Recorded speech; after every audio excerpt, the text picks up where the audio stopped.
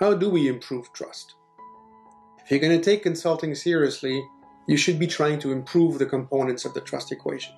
With new clients, credibility is often the most important component. Repeat clients presumably already find you credible, otherwise they might not want to go back to you. You can also improve the trust equation by focusing on the components of reliability and intimacy, both with old and new clients. How do you improve credibility? Well, you might point at publications.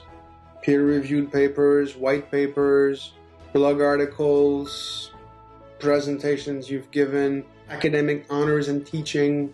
We've already talked about having good marketing materials, but you could also work on managing expectations.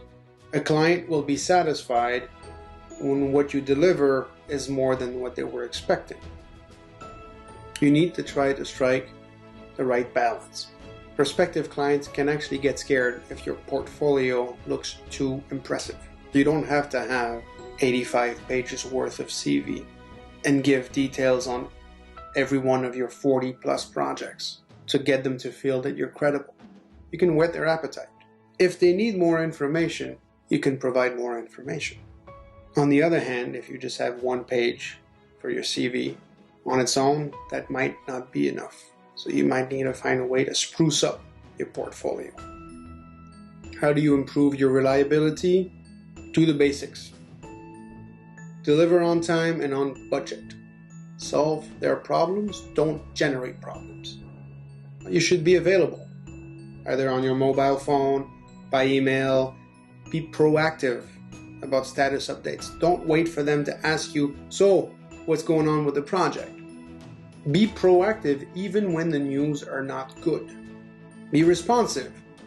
When they do reach out, when they have questions and comments, you should respond within a 24-hour window, unless it has already been established that you were going to be away for a period of time. You are allowed to take vacation. You are allowed to spend time with your family, your loved ones, your friends.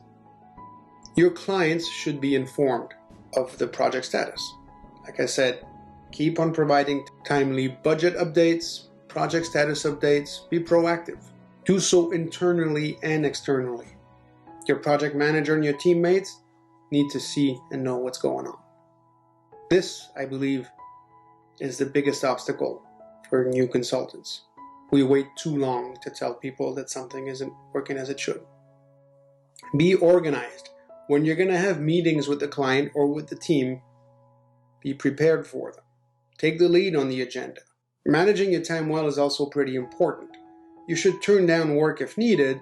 You are better off when it comes to improving reliability, sure, but in general, to deliver an A+ to a few clients than a C+ or potentially an F to many clients.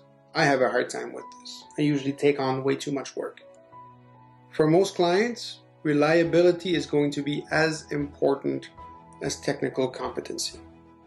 They will remember that you handed something late more than they will remember that it was great. How do you improve the intimacy component? Well, you should find opportunities to push the boundaries. You should be candid.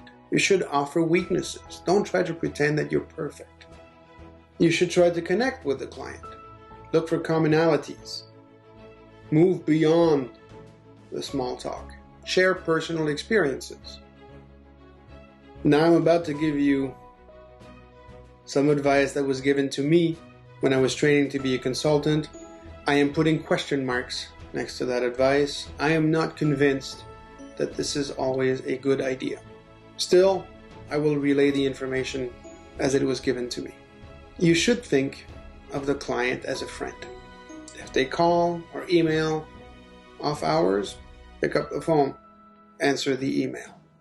You might want to invite them to your house.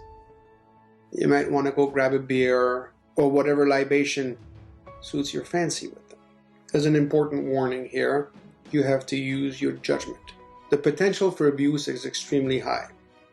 Most clients are not bad people, but if you increase intimacy, there could be risks to your safety, your well-being, and your dignity. Don't sacrifice those for the sake of maintaining a relationship with a client. A lot of the advice that is given in previous slides is given assuming that you as a consultant are a member of the in-group. I suspect that it is much easier for me as a 6-foot-tall, old white dude to build intimacy without being taken advantage of than it might be for younger consultants. You don't want to feed into an old boys network situation or variance. In an ideal world, hell, not even in an ideal world, in a better world, this wouldn't be cause for concern. Please be careful. Where does that come from, self-orientation? It may be caused by fears. You might be afraid of not knowing, of not having the right answer, of not being intelligent enough, or being rejected by the client. These are all valid fears. And you might have a little streak of selfishness. I know that I do. You might need to appear on top of things. You might desire to look smart, and you might desire to be right. Again, these are all valid feelings to have, or needs to have. But if you're aware that you have them, that might help you work on lowering your self-orientation. I can tell you that I'm not afraid of not knowing, because I don't know way too often to have fooled myself into thinking that I should know more often than I do. I know that I don't know many things. I often do not have the right answer. From the client's perspective, self-orientation will look like this. They'll see consultants who have a tendency to relate their stories to themselves, the client's stories to themselves. They'll try to finish the client's sentences for them. They'll have a need to appear clever, witty, bright. They don't provide direct answers to the client's questions. They will never say, I don't know. They will go on and recite their qualifications at times that are not appropriate. But the clients understand that as consultants, you're also usually looking for future projects. You don't need to be the star of the show. How do you reduce this self-orientation?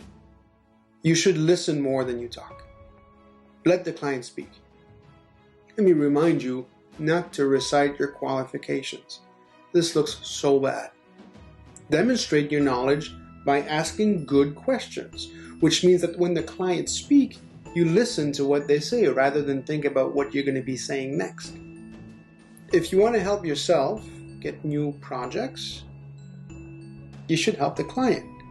Put yourself in their shoes. One of the very good ways.